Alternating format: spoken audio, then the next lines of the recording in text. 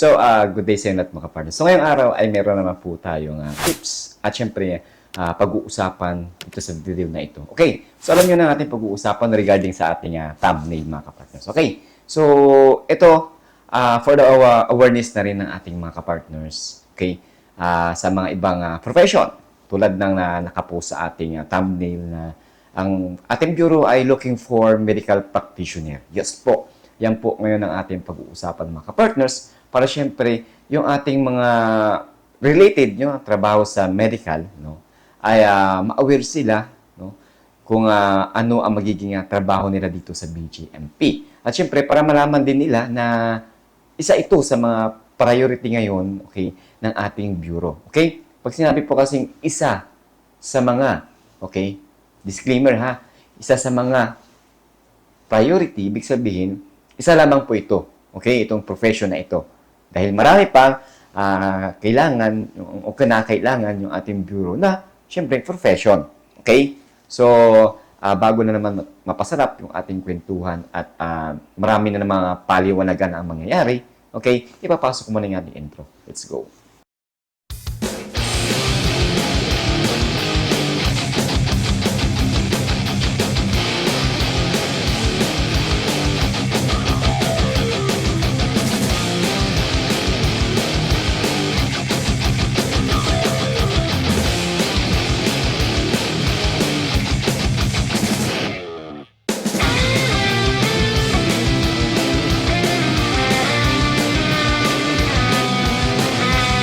So yung mga partners, no, once again, ladies and gentlemen, good day sa inyong lahat mga partners. At syempre, kamusta? No? Kamusta yung ating mga aspirant applicant dyan, yung mga kapartners natin dyan na syempre, kabado, no, napipressure pagdating sa pag-a-apply. Natural yan. Okay, so ngayong araw mga partners ay ang pag-uusapan o ang topic natin regarding ito sa mga profession. Okay, so yes po, kung nakita ninyo ang aking thumbnail, ay yan po ang ating pag-uusapan, no? Regarding ito sa looking for, no? Naghahanap yung ating bureau o isa sa mga priority ng bureau ngayon, mga kapartners, ay regarding sa medical practitioner.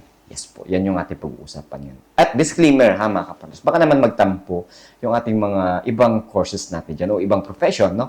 Pag sinabi po kasing isa sa mga, no? Ibig sabihin, marami pa po, no? Marami pa pong priority, okay? O kasama sa priority ng bureau, okay? Pero siyempre, isa-isahin muna natin para mahikayat natin, no, yung mga babanggitin nating profession dito sa video na ito. Okay? So, ngayong araw, no, ay focus muna tayo, okay, dito sa ating unang profession. Okay?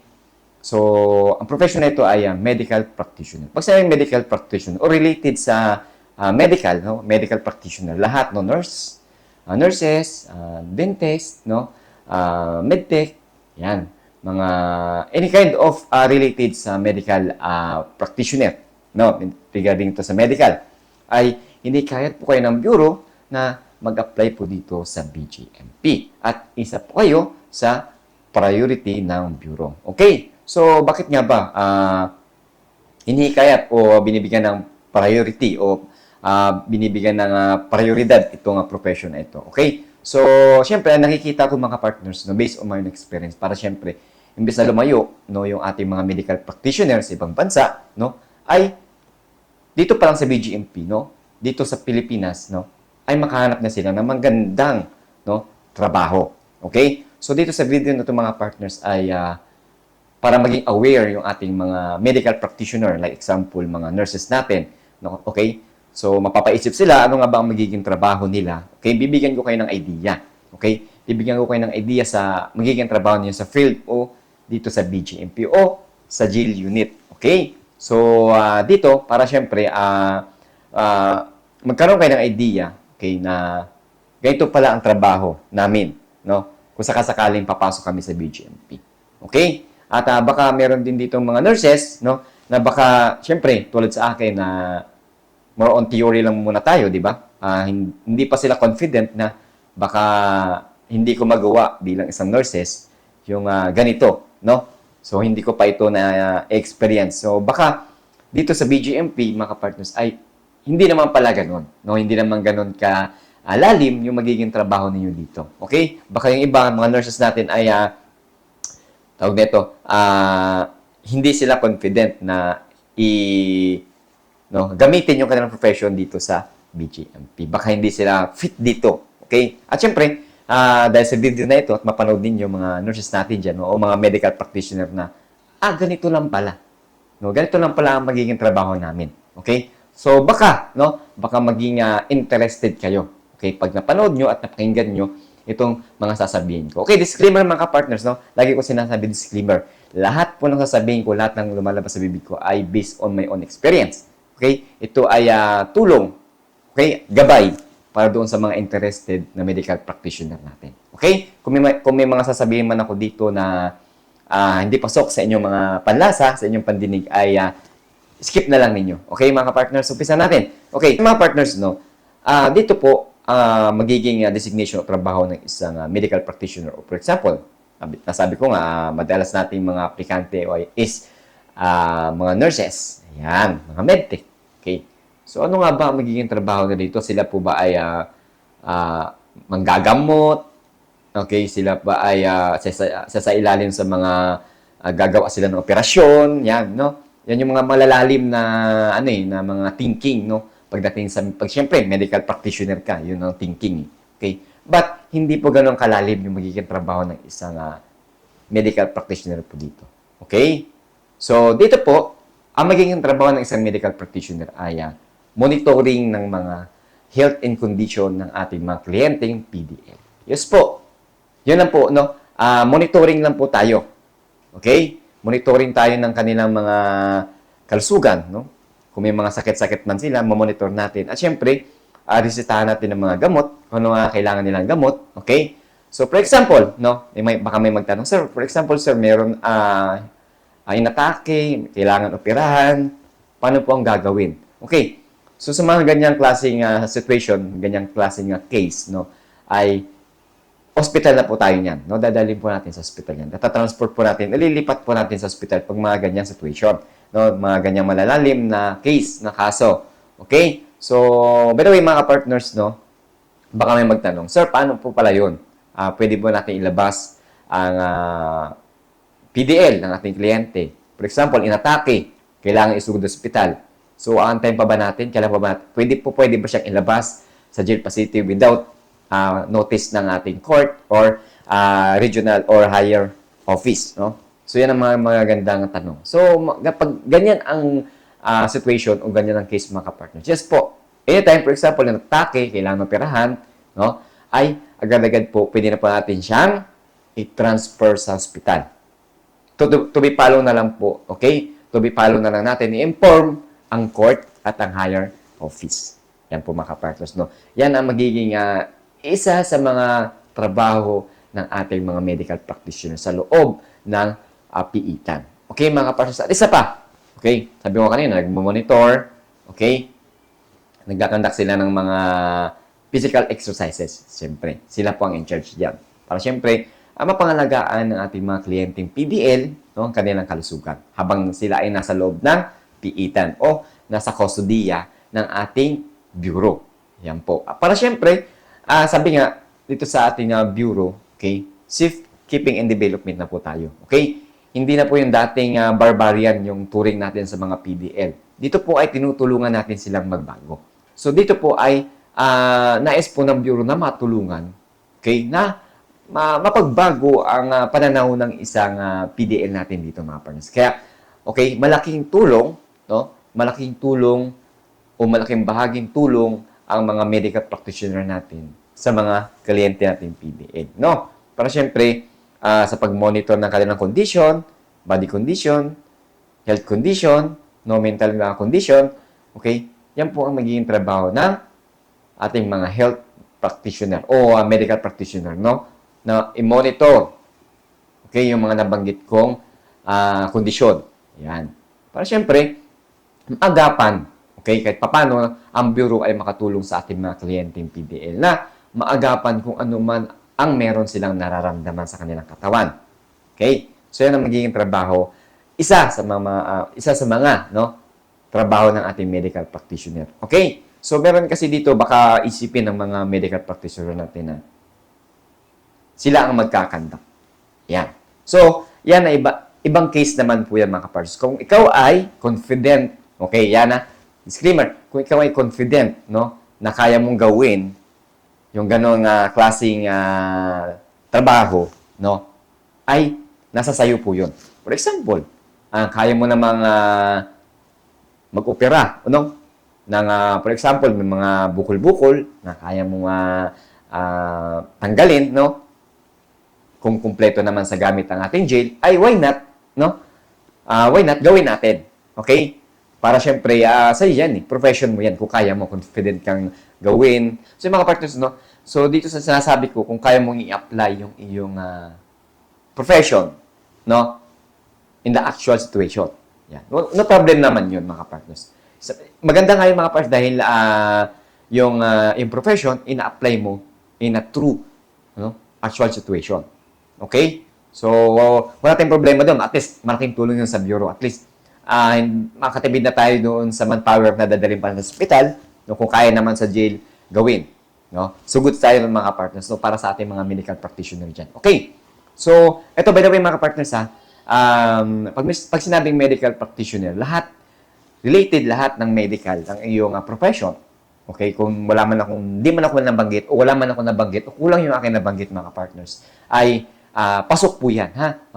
Dentist, medtech, nurses, any kind, basta pasok sa related sa medical, ay pwede po kayong mag-apply dito sa bureau. At syempre, nabigyan ko kayo ng idea na isa kayo sa priority ng ating bureau.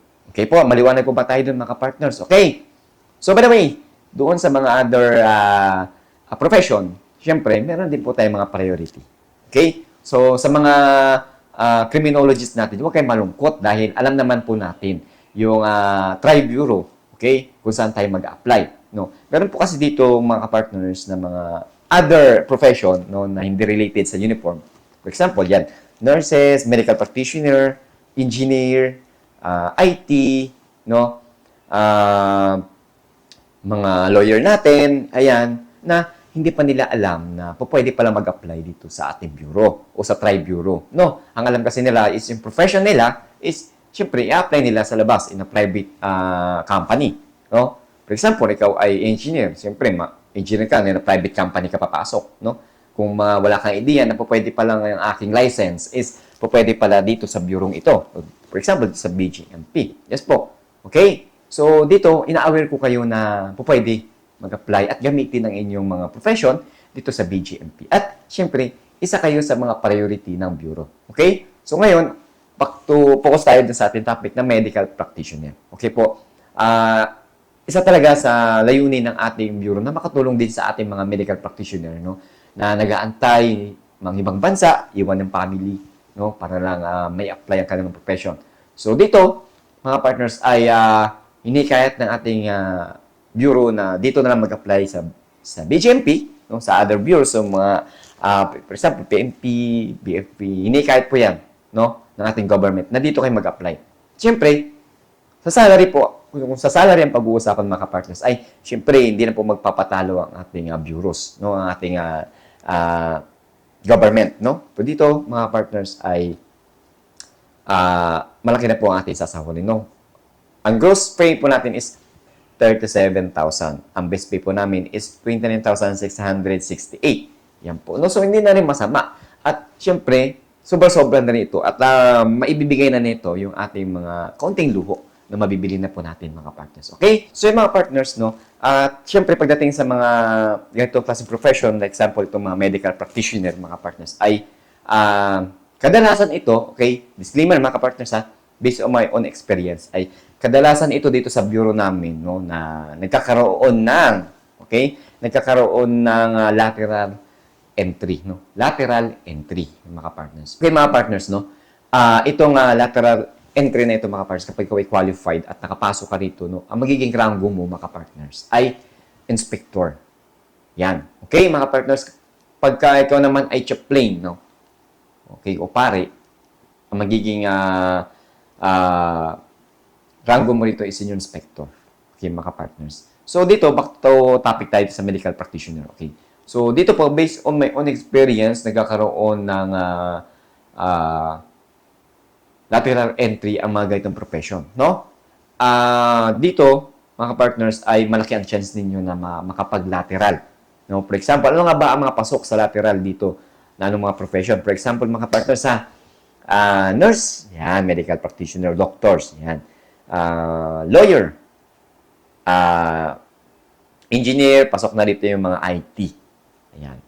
Yan po yung mga kadalasan na nag-o-open ang lateral entry. Dahil, syempre, kailangan ng soon, no? Magiging official or chief na ganitong klaseng practitioner. No? Malaking tulong ito. Okay? Para syempre, kailangan ng magagantong mga klaseng profession para magmando sa ganitong unit. Okay? No? Kailangan po yan. Okay? So, syempre, mga ganitong profession, mga partners, is lahat naman po mahirap. No? So, ito kasi ang kadalasan na kinakailangan ng ating bureau. No? Mga ganitong klaseng profession. For example, medical practitioner. No, kailangan natin 'yan sa loob ng piitan.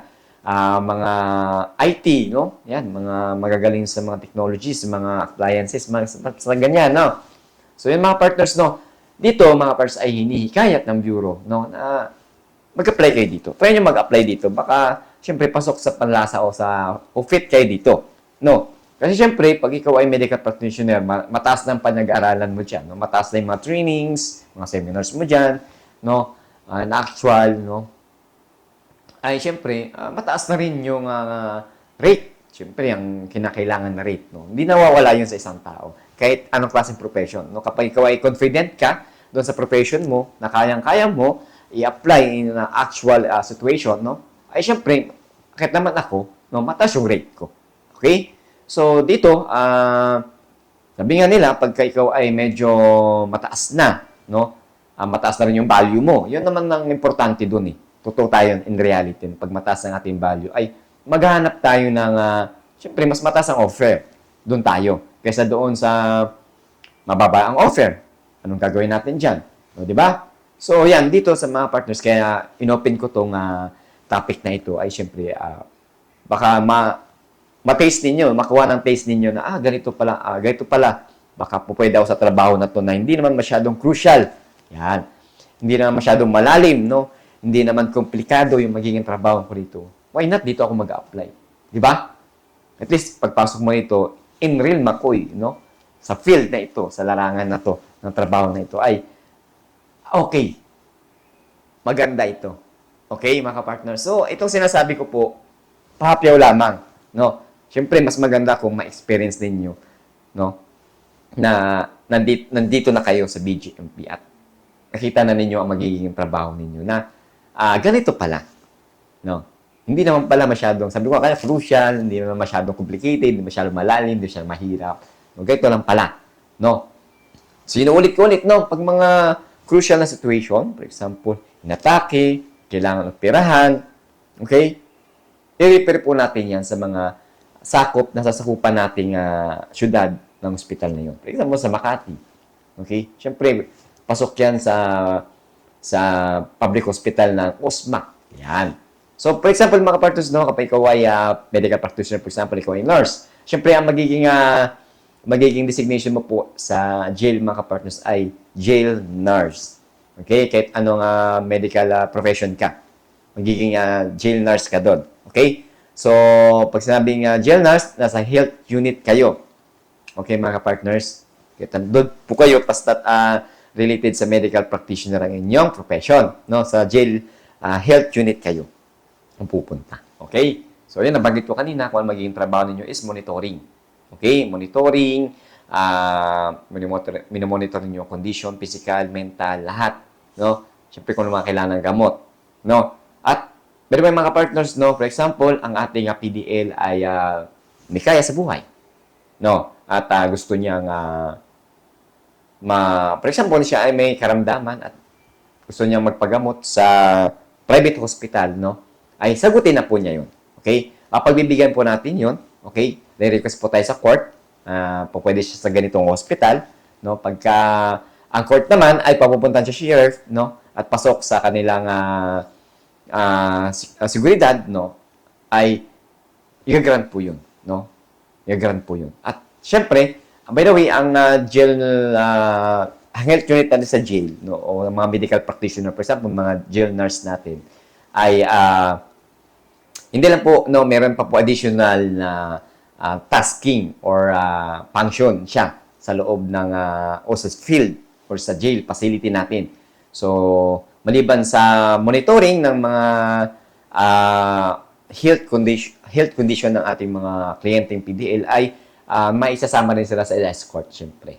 No, sa escorting. Yes po. Sa escorting po, pag may nagtatanong, sir, meron po bang firearms ang ating mga juniors? Yes po. Lahat po ng BGMP personnel ay meron po issued firearms. Yes po. Yan po disclaimer at syempre para maging aware din yung ating mga medical practitioner. No po. Mapapasama po kayo sa mga escort. Ayan. For example, kayo ay mapunta sa mga female dorm o female dormitory or female jail facility, no? Kayo po ay mapapasama sa escorting. Okay? So, at for example, kayo rin ay mapapasama sa mga escort, for example, transfer sa mga correction facility, yan, kasama po ang jail nurse kapag ka-available, kapag kakulang ang escort. Pero pagka, ano naman po, marami namang escort is hindi naman po sila kadalas mapapasama. Okay? At by the way, no, kung for example, kayo ay for schedule ng check-up, yan, check-up ng ating kliyenteng PDL ay automatic yan, makasama sa escort ang jail nurse natin. No? O may kasama dapat na taga jail unit, health unit, no? Sa ganyang check-up. Para syempre, siya ang nakakaalam ng kanilang medical history. Yan, medical records sila may hawak diyan. Kaya kailangan may kasama po tayong taga health unit, no, section. Okay, yan po. Okay? So sa ating mga medical practitioner, naway nabigyan ko kayo ng idea. Okay? At syempre na konting nahikayat ko kayo kaunti. Okay? So nasa inyo pa rin 'yan mga partners, no, kapag gusto niyo mag-apply, bahala kayo, no? Basta sa akin ay gusto ko lang kayo bigyan ng idea, maging aware kayo. Baka kayo maging interested na mag-apply dito sa ating bureau. Okay? So, by the way, no, baka sabihin ng mga partners natin, baka kukunti lang nag-apply dito sa BGMP, no? Lagi pong overquota, no? Maraming nalalaglag. Maraming di nakapasok, maraming sumasama ang loob dahil sobrang dami rin talaga ang aplikante, no? So, dito po ay, syempre, hinikayat po ng bureau yung mga other profession, no? At syempre, sinasabi namin dito yung mga priority. Isa sa mga priority ng bureau. Okay? Baka dito, no? Pasok sa panlasa, pasok sa fit para sa inyo itong trabaho na ito ay why not, no? So, by the way, mga partners, itong opportunity na to na sinasabi ko ngayon ay i-grab na ninyo. Baka dito na kayo, no? Ito yung inyong future. Dito na kayo, no? So, yun, hanggang dito na muna tayo mga partners, no? So, by the way, sa mga partners, kapag meron ako hindi nabanggit, no? Meron dito naging interested na related yung kanyang profession sa medical, no? Ay feel free to comment below. Okay, mga partners, agad-agad ko naman pong sasagutin ng inyong mga comment. Okay, mga partners, huwag kayong mahiya. Tanong ng inyo, mag-comment kayo. Kapag may nakita ko naman, no, nag-pop out sa aking phone yung inyong comment, agad-agad ko naman pong sasagutin ng inyong inquiry, okay, yung comment, ang inyong question, para syempre, para din sa inyong kaalaman, no? Dito regarding sa BGMP. Okay, mga partners, at hanggang dito na lang po. At maraming salamat sa ating mga partners, sa ating mga aspirant applicant na patuloy na nanonood at sumusuporta sa ating YouTube channel. Okay? So, by the way, ang ating topic is regarding na ito sa profession. Papayawan natin. Para syempre, para doon sa may mga ganitong profession, no, may topic natin, para maging aware sila, no, magkaroon sila ng idea, baka maging interested sila. Okay? At, lagi ko sinasabi bilang isang aplikante, be a professional, no? At syempre, be a confident sa lahat ng bagay. Okay? At syempre, magtiwala sa iyong kakayahan kung ano meron ka.